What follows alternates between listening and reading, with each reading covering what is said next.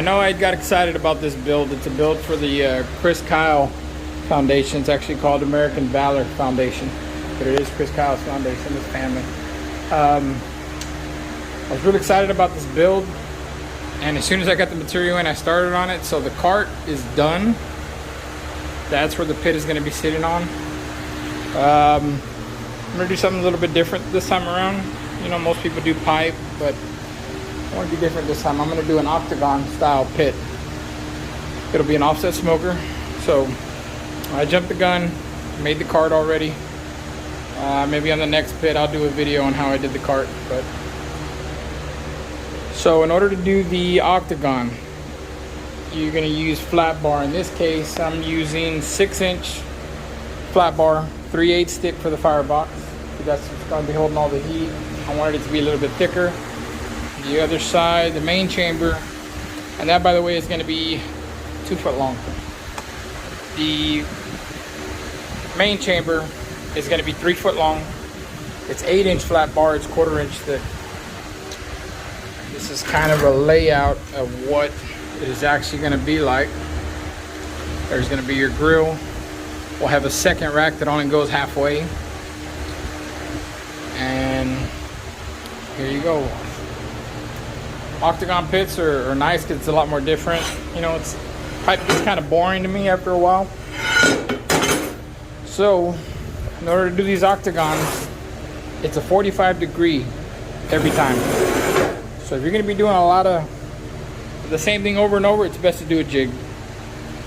So this is the jig that I'll be using.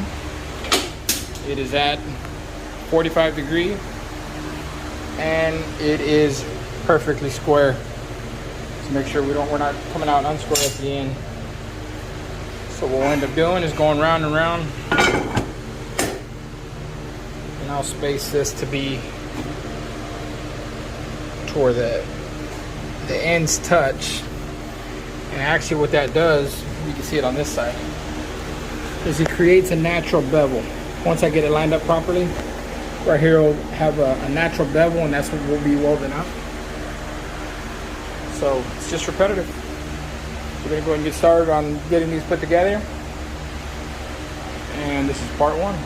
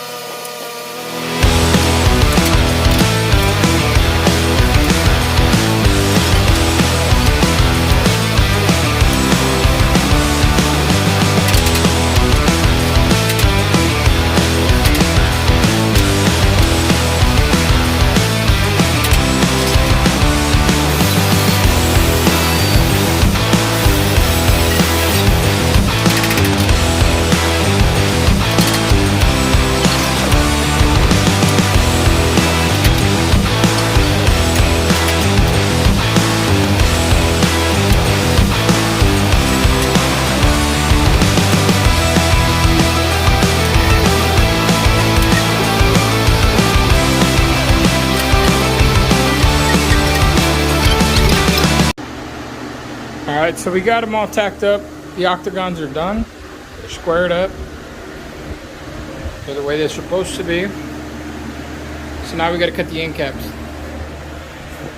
Now this part is very important when you're doing your layout. It's not a perfect world, so if you try to have two cut the same way, a lot of times you're going to end up with gaps.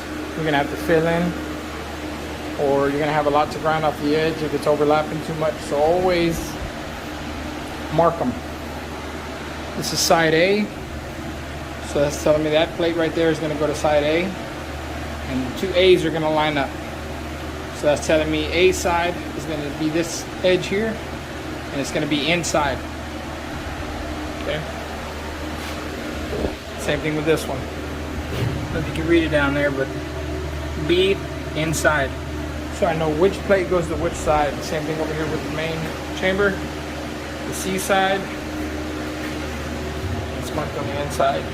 The D side, both of those marks are going to go to the inside of the chamber. I learned the hard way, you're going to have gaps, you're going to have to fill them in, you're going to have to grind a lot. This is just so much easier. So if you go on YouTube, there's going to be a bunch of different ways on how to cut with a torch. So I'm not going to go over that, but I am going to go over the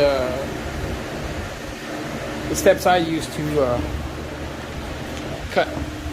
So what I do first is I go through and I score the edges that I'm going to cut with a cutting disc.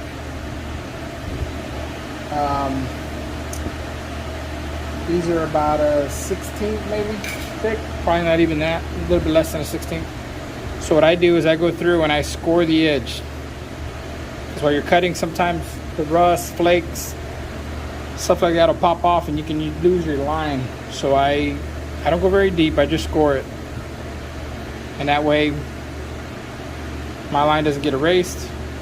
It doesn't, I don't lose track of where I'm going. And after when I'm done cutting and I'm grinding to clean up the edge, I know exactly how far I need to grind. So I don't over grind or under grind. So that's what I do. That's what we're gonna do next. And